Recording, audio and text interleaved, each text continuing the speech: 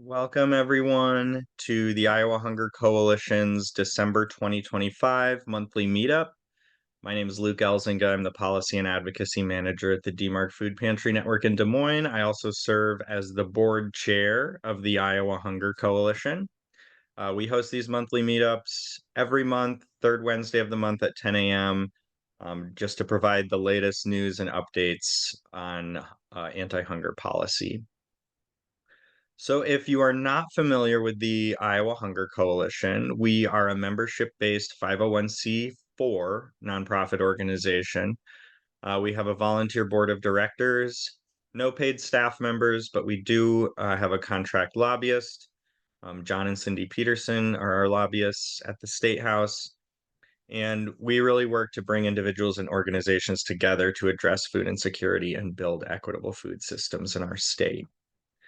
Our mission is working to end hunger in Iowa through education, advocacy, and policy change rooted in justice.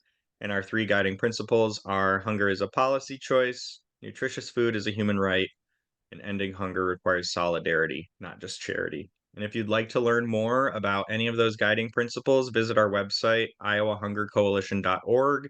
Right there on the homepage, there's a little bit more information, and these guiding principles were drafted by our membership last year. So first thing, today we are excited to unveil our 2026 state legislative priorities. We are less than a month away from the 2026 state legislative session, and so we're going to share those with you today. They're already updated on our website where you can find a PDF as well, that I can put a link to in the chat shortly. But without further ado, here we go. Our first priority, and really our top priority, is strengthening the Supplemental Nutrition Assistance Program, or SNAP. So most folks on this call are probably familiar with SNAP. It's the largest anti-hunger program we have in the United States. And specifically, we're looking to improve efficiency in the SNAP program by simplifying application processes, aligning eligibility with other nutrition programs, and reducing barriers for Iowans. We're also looking, again, to secure state investment in the Double Up Food Bucks program, which incentivizes the purchase of fresh fruits and vegetables by SNAP participants. This is something we've been working on for a number of years. Double Up Food Bucks has been around in Iowa since 2016, but we've never had investment from our state legislature in this program. And that would actually allow us to get more matching funds from the federal government as well if the state were to invest. And then finally, support victims of SNAP benefit theft, also known as skimming, by providing access to replacement benefits and modernizing our EBT cards with chip technology. So since last December, folks who have had their SNAP benefits skimmed have not had a way to get replacement benefits. This was something that near the end of last year, there was a bill that basically discontinued replacement benefits for SNAP benefit theft. So right now, if I'm on SNAP, really the only thing the state is doing is encouraging people to lock their card all the time until they're ready to make a purchase. Which is not the best way to address this. And really what we'd like to see is modern chip cards, which makes it much harder for folks to have their benefits stolen. Are there any questions on these SNAP pieces? Check the chat.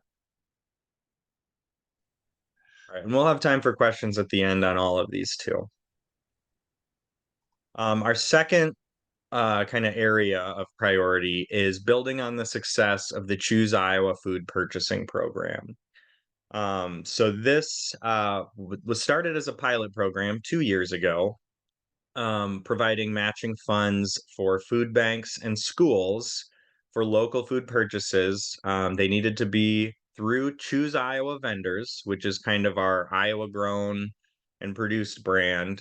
And it was only certain items, fruits, vegetables, nuts, dairy, animal protein. I think I'm missing a couple, honey maybe. Um, so we had that pilot program, and then this past year during the 2025 legislative session, that amount was reduced. The program was made permanent, which was good, but that amount was reduced, and schools were removed from the program.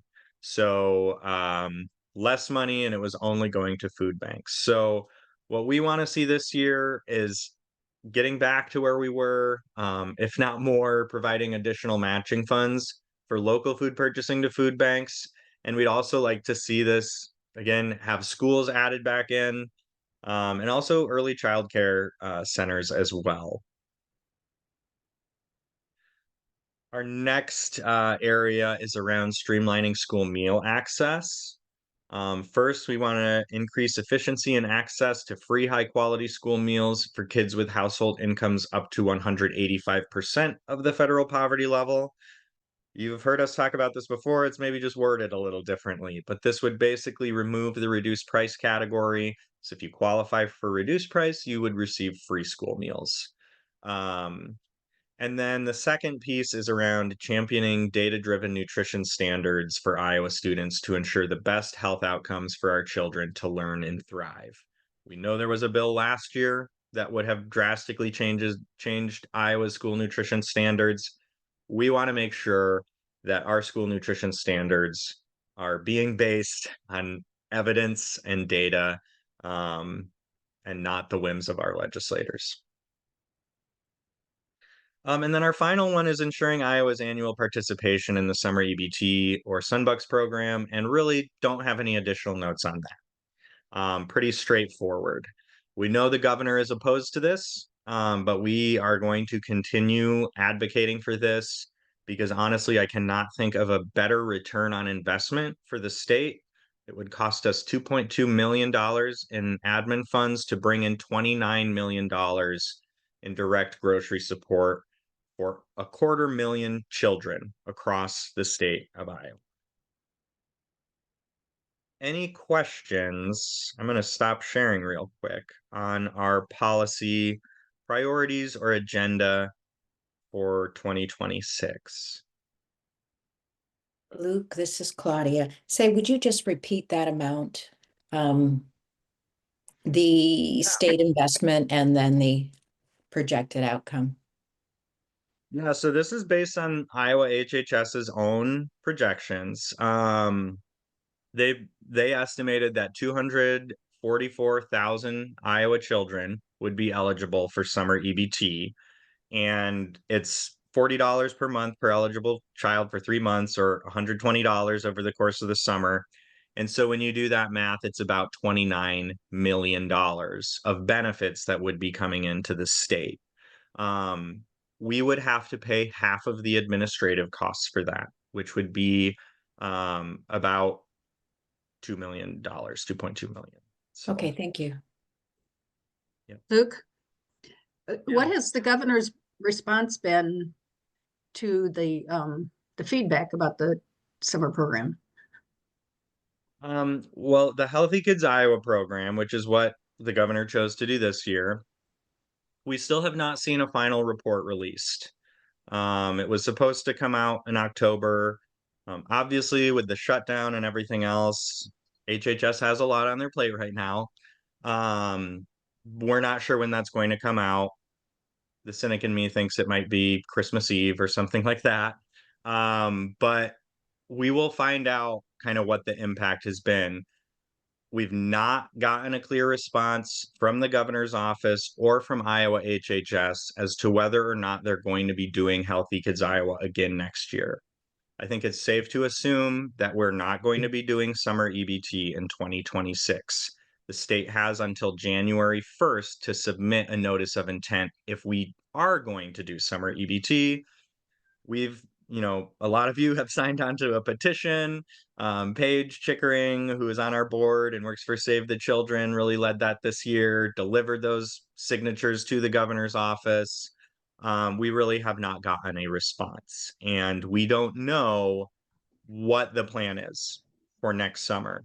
Whether it's getting additional money from the federal government to continue on year 2 of this, whether it's coming up with some other program, we just don't know. I will say the governor has a public budget hearing this Friday, and so we don't know, but it could come up then, or we may just have to wait and see. But I think one of the issues with Healthy Kids Iowa is how little time organizations had to really prepare and implement that program. And so if we're going to have another summer program like that, we really need, sooner is better to know. So at this point, we don't know what the plan is for next summer. We've asked the governor's office, we've asked Iowa HHS, and the response has kind of been, we'll get back to you.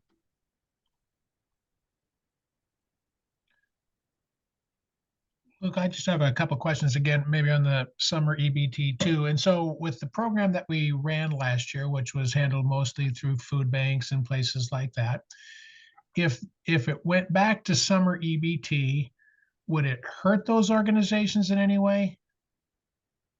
I actually think it would be really beneficial to those organizations. Speaking on behalf of a food pantry network, we spent over $10,000 of our own funds to stand up the program just at one food pantry.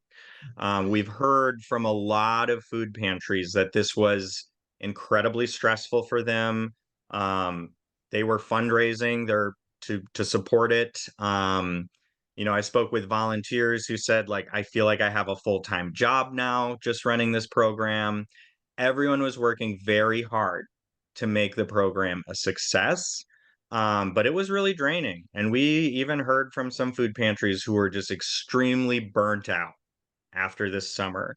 I don't know if anyone else wants to share, if they operated the program, your perspective on whether that would be beneficial or hurt you if the state didn't do Healthy Kids Iowa. If anyone wants to chime in. At our food pantry, it certainly interfered with our other programs and also made it more difficult for us to get food for anyone who didn't qualify for that program, because our food bank's capacity was completely full with food just for Healthy Kids Iowa. I guess my point in asking is that that would seem to be a powerful advocacy message, that it really made it harder because it really was dependent on additional volunteer hours, additional resources, additional things for those organizations. And again, going back to the 2.2 million-ish for the administrative costs, I mean, again, it's more than a 10-to-1 match. And I know with the like double up food bucks, there's private money right now. There's not state money that's helping to fund that. And I guess what I'm just wondering is, just like when they had the 1 million, we'll try to, the state will give 1 million if we can raise 1 million of private money to basically create $2 million total of money for food banks. I mean, so 1 million of state money got you 1 million of private, which got you a total of 2 million. If the state had done 1 million and private had done 1 million, and you came up with another $200,000, you could basically use those funds, of the way I'm thinking, and got $29 million in a program that would be easier for the food banks, not hurt them, better for the entities that actually do sell groceries, putting $29 million back in the it's just really frustrating to me, obviously, that we are so philosophically not able to get to the point where that sort of match is something we're willing to leave on the table. It's not like we're going to save money or get tax money back if we don't participate in the program. So again, I think trying to push that, but my concern would have been if the food banks were going to be hurt by moving back to something like the traditional summer EBT, which obviously is much easier to operate. And probably provides a lot greater access for people who do need the benefits, because you can go to any participating place as opposed to going to locations which may only be operating at certain times in certain locations and things like that, I guess. So it just seems like that might be something to bring up to the governor's budget hearing or something like that. Oh, I have a question planned that I'm going to submit, Jeffrey. Don't Okay. don't worry.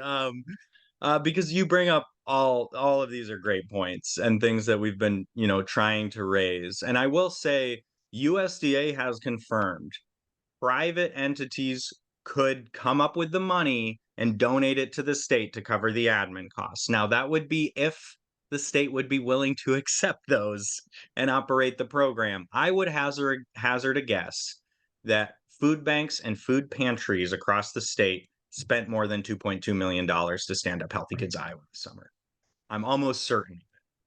And so I would prefer we spend that money to cover the admin costs. I will say I don't think the admin costs were ever the reason why the state has not done this program. And I mean, we saw that even with that $1 million in matching funds, like you said. I think it's always been around the food restrictions, and that's something we're going to cover shortly in this call. But I want to be very clear, if a state has restrictions in place for SNAP, they automatically apply to summer EBT as well. And so if our hesitancy for not doing summer EBT was, well, we want to restrict certain items and Biden's not letting us, Trump just gave them approval. And that's starting January 1st, which is the same date of the notice of intent for summer EBT. So I want to be very clear there. This food restriction argument really does not hold any water anymore because the restrictions are in place and they would absolutely apply to summer EBT. But yeah, great points, Jeffrey. Thank you.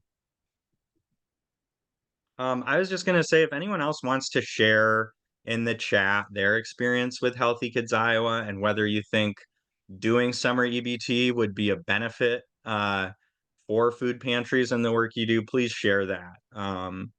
We've got, I guess I will say we've got a lot of information that we're ready to share once this report goes public. And so you will be hearing more from us. But at this point, we've kind of been waiting until that report is public because it's hard to talk about whether or not it was successful, what the outcomes were without that data. So stay tuned. Any other questions on our policy priorities? Look, I guess the other question I had was when you talk about simplifying eligibility for SNAP applications, I mean, I know it's a long application. What do you envision that simplification looking at? And obviously the concern is always like, oh, there's fraud, abuse, things like that. And I guess what would be the message to say, well, there would still be protections to guard against? Obviously that will be a concern that'll be raised, just whether it's legit or not. But if you make it easier and more people participate, that would be the goal, I think, because we have fewer people who participate than who would be eligible right now. I didn't know if there were specific ways you were trying to make it streamline that. We do have some specifics that we didn't necessarily spell out here just because it's more in the details. But so one that we've been talking about with HHS for a while is the acronym is ESAP. It stands for Elderly Simplified Application Project. It's actually a suite of waivers that would make it easier for seniors and people with a disability who are on a fixed income to not have to recertify as often, to not have to do the interview as often, because we know their circumstances aren't generally changing around income. So that is one we've been talking about.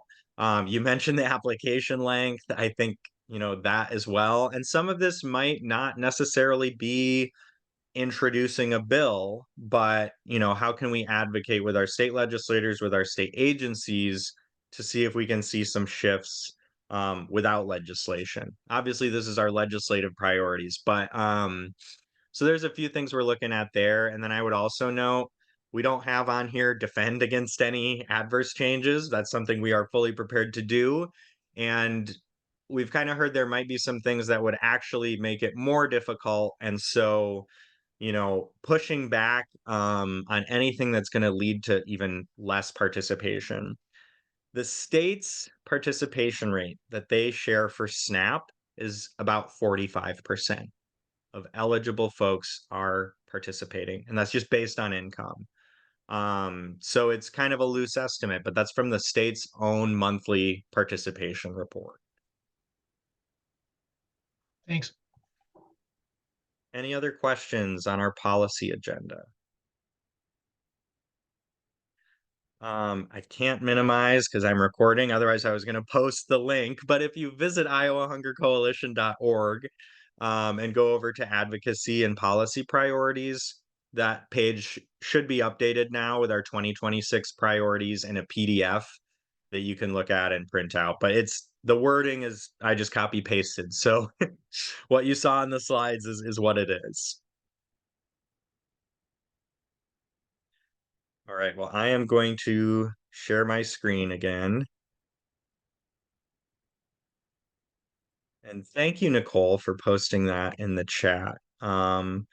Also saw a comment about summer EBT. Please keep those coming. Lacey, I know you are the only site in Potawatomi County.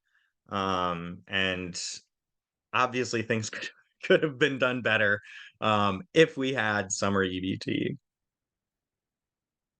All right, well, wanted to share our policy priorities, and now you are all the first to hear about this. We haven't sent the email out yet. We'll be sending it out with the recording, but want you to all save the date for Thursday, March 12th.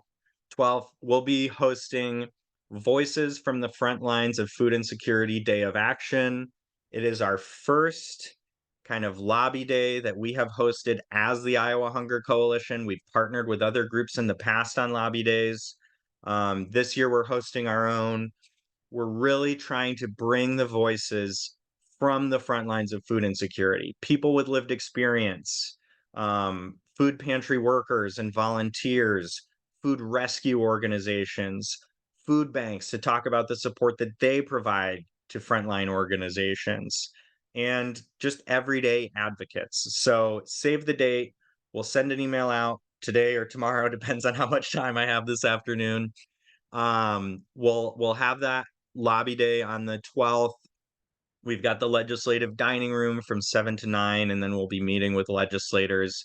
We'll also have a training the week before on kind of what to expect, how does advocacy work at the Capitol, how to talk to your legislators, any tips and advice and talking points. So stay tuned for more information that'll be coming shortly, but wanted you all to be aware and get that on your calendar. And now we are going to shift into some policy updates. So first, a few federal advocacy and policy updates. First is the public charge rule. Some of you folks may be aware of this. This was something that we saw during the first Trump administration that is coming back to rear its ugly head once again. I am not an expert on public charge or immigration law, but did want to share that last month the Trump administration issued a notice of proposed rulemaking regarding public charge. Basically, this could put immigrant families' citizenship status at risk in the future if they've ever relied on a public assistance program, even if it was just a member of their family and not them personally. We really think this could create fear, confusion, and barriers for immigrant families in accessing nutrition and other benefits. The public comment deadline is this Friday, December 19. Protecting Immigrant Families, the PIF Coalition has a great landing page here that you can visit. They've got templates, whether you are a community-based organization, an individual, whatever. And so they do have kind of templates and talking points that you can draw from. But if you have the time, would really appreciate folks submitting a public comment by this Friday opposing this public charge rule change. And if you have any questions, I can try my best to answer, but honestly, I'm not the expert on this. And if you visit PIF's website, pifcoalition.org/campaigns/public-charge-2025, they've got a lot of great information there for you to look at. Another rule change that we saw during the first Trump administration that it seems like we could be facing again is around broad-based categorical eligibility. This was a proposed rule change during the first Trump administration that did not make it through, but it appears they are preparing a very similar rule change this time around that would eliminate broad-based categorical eligibility for SNAP. And it's a bit of a complex policy that you may have heard me talk about in length before. But really, what it comes down to is this policy allows Iowa to increase its gross income eligibility for SNAP from 130% to 160% of the federal poverty level. So the kind of federal floor for SNAP is that 130%. States are allowed to increase through BBCE eligibility up to 200% FPL. This is something that we've actually been working on to try and get it raised, but we also know right now it is under threat of being slashed down to 130%. I just got some data from the state yesterday on the number of Iowans participating in SNAP who are eligible through BBCE. And in October 2025, there were over 23,000 Iowans on SNAP who are eligible because of this policy, BBCE, and over half of them are children and seniors. Over 10,000 children and over 2,000 seniors on SNAP in the state of Iowa would lose access to those nutrition benefits if broad-based categorical eligibility is eliminated. This has not even been a proposed rule yet, but it is at the Office of Management and Budget for drafting right now. We do know that. And again, this was something that was proposed during the first Trump administration. We're very concerned that we could see this proposed again. And like I said, this would kick over 23,000 Iowans off SNAP. Just a reminder, we are already at the lowest enrollment we've been in 17 years, and we're also very likely to see that enrollment continue to fall because of adverse changes from HR 1 this summer, which I'm going to go into right now. We talked about this last month. There were a couple policies from HR 1 that have started to be implemented. One that I didn't include the slides this time just because they were the same as last month, but just a reminder, refugee, asylee, other humanitarian, non-citizens are no longer eligible for SNAP, and that change occurs at recertification. So if a household is receiving SNAP right now, they may be able to receive it for a few more months until they have to recertify, but we are going to see thousands of folks fall off the program. And a lot of those tend to be, larger families, and they could be seeing a really significant impact from this, losing hundreds of dollars every month to buy groceries. The other piece here on this slide is the work reporting requirements. So SNAP already had work requirements for people 18 to 54. This has really been expanded to older adults, 55 to 64, parents and caretakers of children that are teenagers. And then it removed exemptions for veterans, people who are unhoused, and young adults aging out of foster care. There are still other exemptions that exist, including a somewhat vague unfit for work exemption and a good cause exemption from the time limit. A little bit of new news. We did learn that because of the shutdown, November will not count toward that 3-month time limit. So for people who this policy they're now subject to this, they can get 3 months of SNAP every 3 years if they are not meeting this work requirement. So if they're not meeting the work requirement in December, January, and February, they will be removed from the program March. And so this is something we are going to see play out in the next few months. November got folks 1 more month of cushion, but we know that folks are already receiving notifications about these new guidelines. I also got some data back on how many Iowans might be impacted by this change. So again, this is all based on the month of October 2025. There were over 24,000 SNAP participants who are between the age of 55 and 64. This is 9% of all participants. Those 24,000 people are now going to be subject to that work requirement. Now, I want to be clear that some individuals may still qualify for a separate exemption. I mentioned that unfit for work. There's some other exemptions that still do exist, but those 24,000 older adults could be subject to this new work requirement. That's 9% of all SNAP participants in the state. There's also over 5,000 households that have children between the ages of 14 and 17 and no other children in the household, meaning these parents and caretakers will be subject to the work requirement.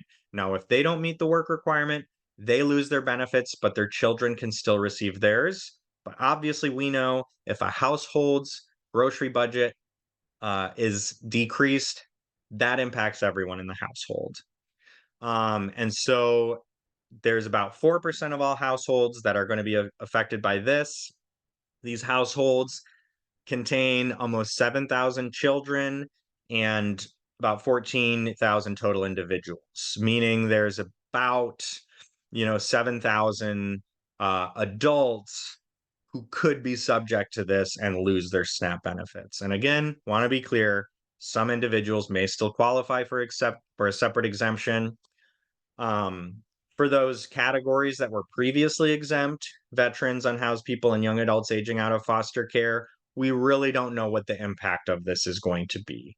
And again, individuals may still qualify for an exemption. And I think these categories in particular may have a better chance of getting some other exemptions, such as the unfit for work due to physical or mental limitations. But they're still going to have to prove that additional exemption. So the short story here is we are going to have tens of thousands of Iowans trying to navigate this added administrative hurdle to receive their SNAP benefits. And what is very likely is we will see a lot of those folks lose access to SNAP in the coming months. Any questions on any of that before I go into state policy updates? Luke, Um, do the yeah. volunteer hours count towards the work requirement? Yes, great question, Lacey. Volunteer hours do count toward the work requirement. And so this is something we've been thinking about at the food pantry where I work. I don't think it's a sustainable long-term solution, but if there's someone who's trying to meet this work requirement and it's 20 hours a week, but actually the way it's written is 80 hours per month is how it's actually measured. So if they get hours reduced and are only have 65 hours for the month, could we provide additional volunteer opportunities to help them meet that 80-hour threshold? Volunteer hours are permissible, so are like education hours if you're going to classes, things like that. It doesn't have to just be work. And so I'd encourage food pantries to think about that, how you might be able to support folks' access to SNAP by connecting them with volunteer opportunities. And specifically, if there are volunteer opportunities that people could do outside of regular business hours, not needing to be there on location, trying to, reduce some of those barriers. I don't exactly know what that looks like yet. We're still talking about it. But I think that's a really great point, Lacey, that we as food pantries and other organizations can actually be helping folks meet that requirement by providing volunteer opportunities. Any other questions? All right, well, I am going to quick check the chat and then jump back in to state policy updates. And if you were already upset at the state of the world, I'm sorry, it's only going to get worse with these. Iowa's SNAP waiver request takes effect in less than 2 weeks. And the way that we have chosen to do this, which is completely different than any other state who has requested a SNAP restriction waiver, is that we have tied our SNAP restrictions to the state sales tax and whether or not items are subject to the state sales tax. And I want to be really clear. Yes, this does ban soda and candy, but it also bans a lot more than that. And the rules are incredibly confusing and arbitrary and nonsensical, as you're about to see. So first I want to share, this is the piece of mail that SNAP households received, updating them of the changes. And as you can see here, under the foods cannot be purchased, it lists soda, including those with 50% or less fruit or vegetable juice, candy and candy-coated items, vitamins and minerals, which I will add have never been able to be purchased with SNAP, even before this change, and finally chewing gum. Those are the examples it provides, and then it says, for more details, please visit hhs.iowa.gov/SNAP. I was not exactly pleased when I saw this because it really does not tell households anything. And we're going to go into some of those changes. So first, I want to talk beverages. This on the left is a screenshot from this link at the bottom, the Iowa Department of Revenue's site that talks about sales tax exemptions. And these are all taxable beverage examples. So remember, if it's taxable, it is not SNAP eligible. So again, this is more than just a soda ban. This will ban any type of soda, yes, even if it's 0 sugar. It also would ban things like sweet tea, lemonade, punch, high C, Kool-Aid. And so this is basically banning any sugary beverage, even sweetened water. If it's water that has an artificial sweetener in it, it is not eligible for SNAP.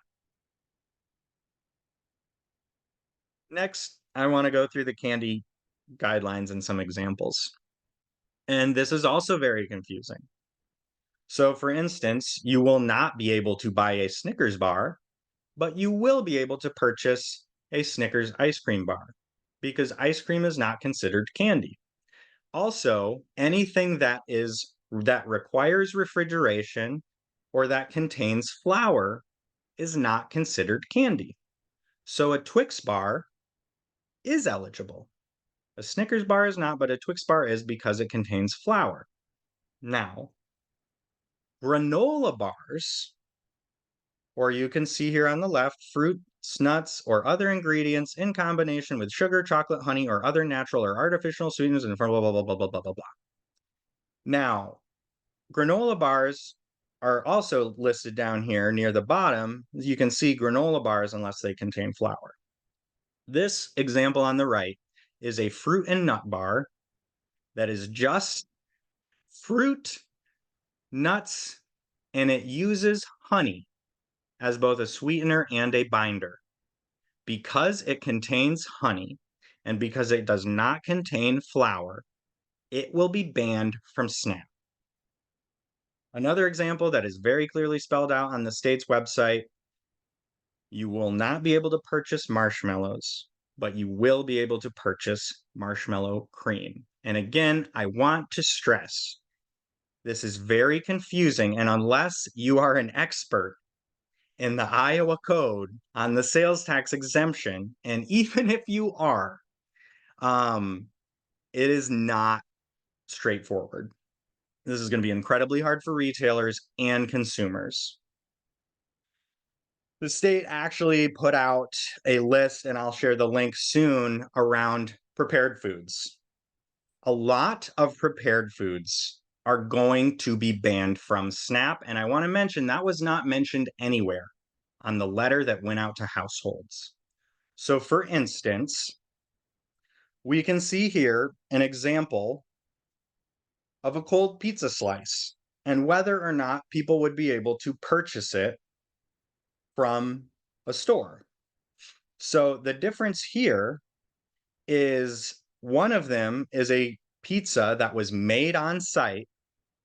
And then it's a day old. It's now wrapped in plastic. You can purchase it from a cold case. That will not be SNAP eligible. But if that same store, rather than making the pizza from scratch, purchased a pizza and everything else absolutely the same, because they only repackaged it and they didn't combine the ingredients themselves, that is SNAP eligible.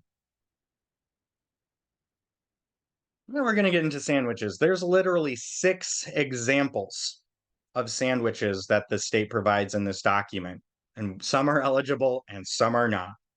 And you will see how ridiculous some of this is. So these first 2 examples, a sandwich that is assembled and packaged by a factory, depending on whether or not the retailer has a self-service heating option or not, dictates whether or not it is SNAP eligible.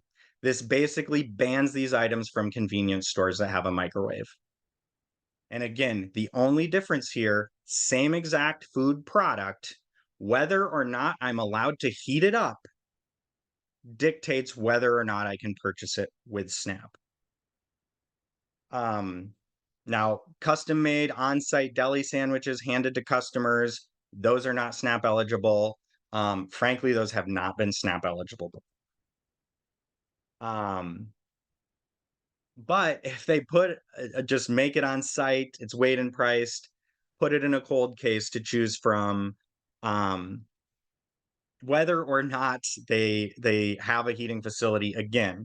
So whether it's a pre-manufactured sandwich or one that they make, whether or not there's a microwave available dictates whether it's SNAP eligible or not. This is an actual email I received this morning at 1:30 a.m. and a photo that came with it. This is from a gentleman who's been living out of his car for over a year that I've been in contact with, who is very concerned about these changes. And I will read this for you out loud. This is not the entire email, but I included some pieces of it. Sorry for the late email, but I just tried to purchase a sandwich at a gas station as I normally do, and it wouldn't go through. This is odd because I bought the exact same sandwich a couple days ago at the same store. While trying to see what changed, the cashier said, "It's prepared," over and over, and gave me a dirty look. The sandwich I showed you is a deli sandwich not designed to be warmed up. It's a cold lunch meat sandwich like from Subway. This is even crazier and frustrating than before. Having to search a gas station for a microwave that you aren't going to use in order to see if something is eligible is literally insane. The more and more I look into this, the more my EBT SNAP card is starting to look like a useless piece of plastic to me and a lot of other food insecure people. And it's not even January 1st. So apparently we have retailers who are already starting to implement this policy as of today, as far as we know. And clearly, this is about punishing convenience and has little to do with health. Another example here is in-store prepared sushi, the exact same food product, but whether it's priced by weight or volume or priced as a single item dictates whether or not you can purchase it with SNAP.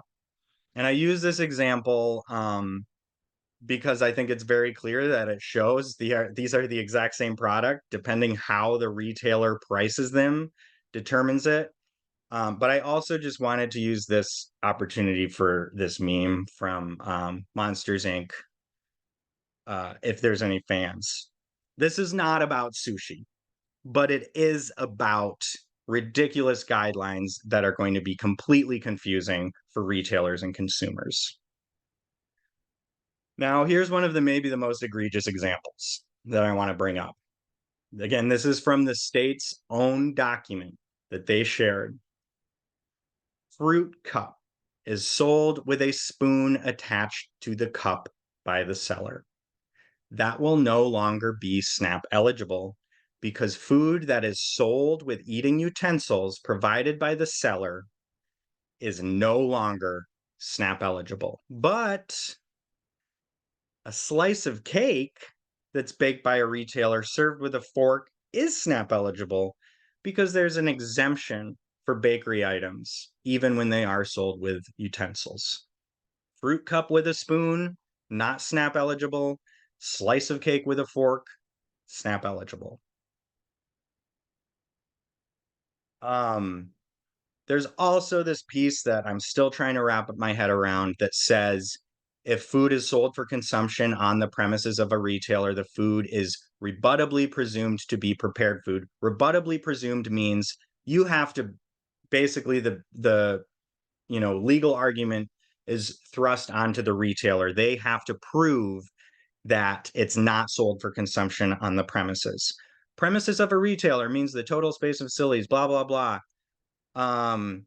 Availability of self-service heating or other preparation facilities or eating facilities such as tables, chairs, knives, forks, spoons indicates that food products, and drinks are sold for consumption on the premises of the retailer and are subject to the sales and are subject to the tax. Food may be taxable as prepared food, even if the food would otherwise be exempt.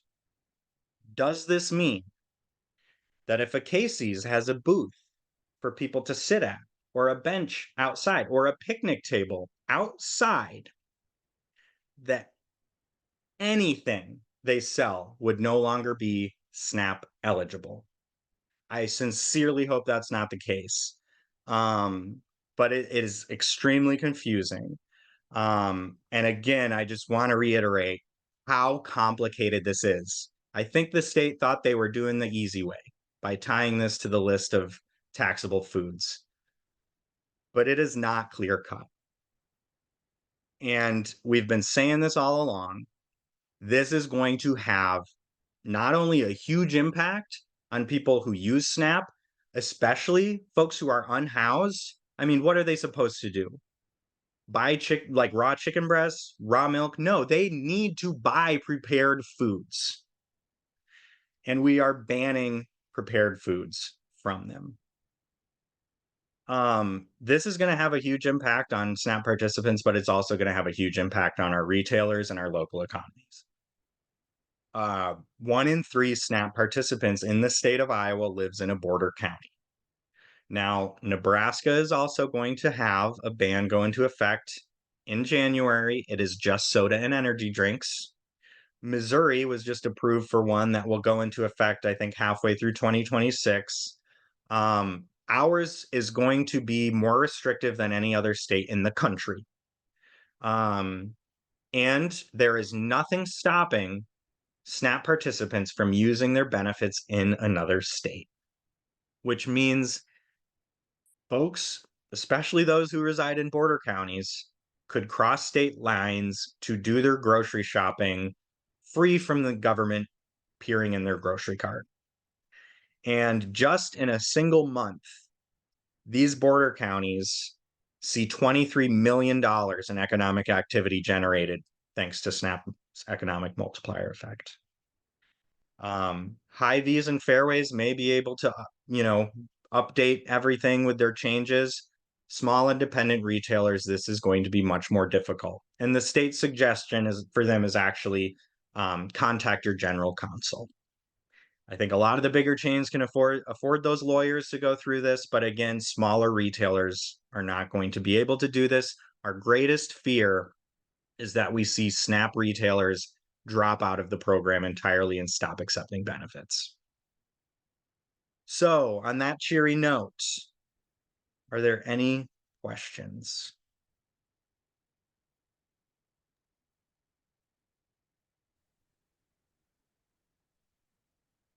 I see a question on, is there a plan for adding signage in stores to help consumers know what's eligible and what isn't? Yes, this is really on the retailers. The state does have a landing page. I need to find a better way to have all these links prepped. If you search Snap Retailers Iowa, it should pop up. But they have resources there. They have like little shelf talkers, they're called, that kind of go on like shelves around what is eligible, what is not. But again, that is entirely on the retailers to absorb those costs for printing, signage, anything else. We also don't really know how the state is going to enforce this. For the entire history of the program, the states really don't play a role in SNAP retailers. That is all administered through the federal government. So if I'm applying to be a SNAP retailer, I'm not applying to the state of Iowa. I'm applying to USDA FNS. The state really has never been involved at the retailer level. But they are now needing to come up with compliance plans, and they're going to have to make sure that retailers are complying with this policy change.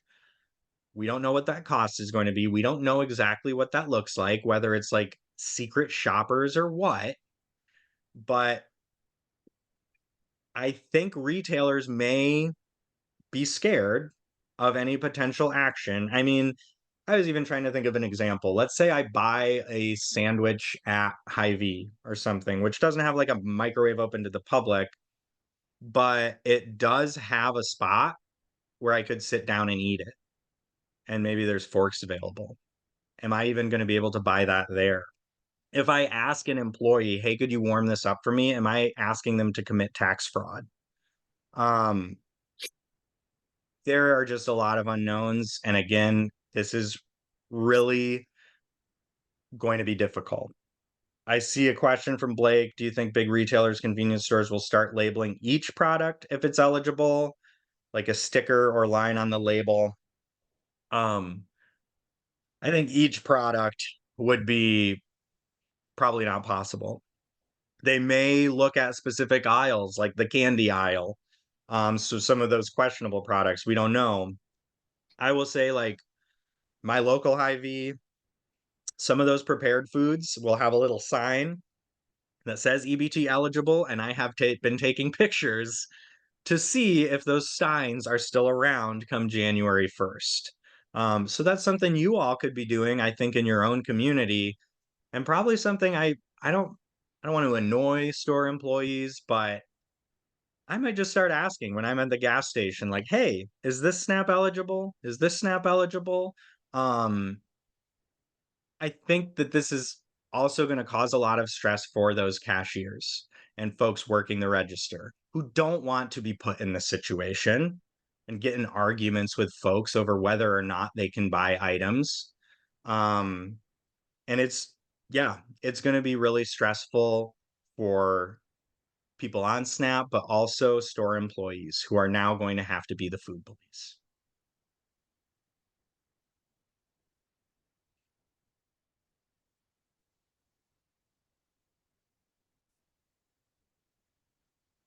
Juice boxes with a straw attached. It depends if they're 50% or more real juice. If a straw is attached by the manufacturer, or if it's like if it's a yogurt cup that comes with the little spoon already attached, those will still be eligible on that basis because the store didn't add the utensil. So a juice box with a straw would not be ruled out because it has the straw, but it could be ruled out if it's less than 50% real juice. So like Hi-C, we know is going to be banned. Yeah, so it depends on who adds the spoon or utensil too. If it's sold by the manufacturer that way, it's not automatically disqualified, but if the retailer adds that, it is.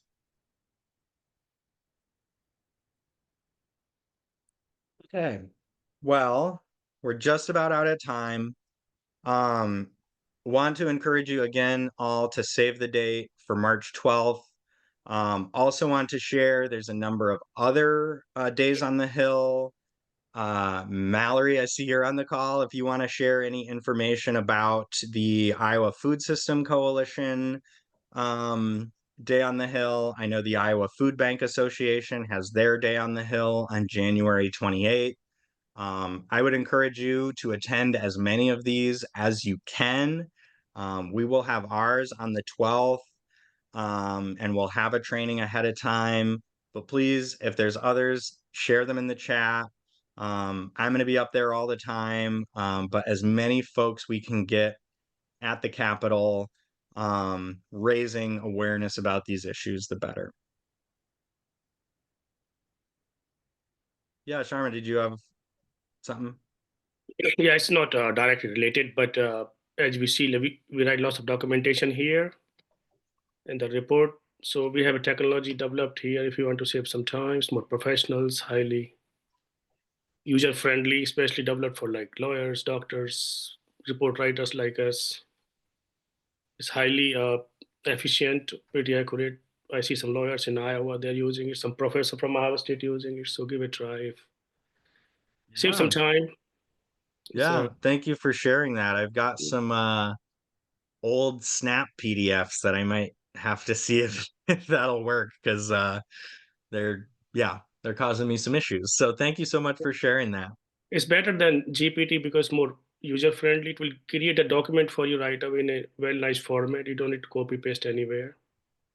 It just generate the doc version for you. Yeah, thank you so much for sharing. 12 font, I think, Arial or Times Roman 12. So yeah, give it a try. Okay. It's free for some time. All right. Thank you, everyone. Hope you have a great rest of the year. Happy holidays, and we will see you back for the legislative session. So everyone get some rest, because we're gonna need it. Thanks all. Bye.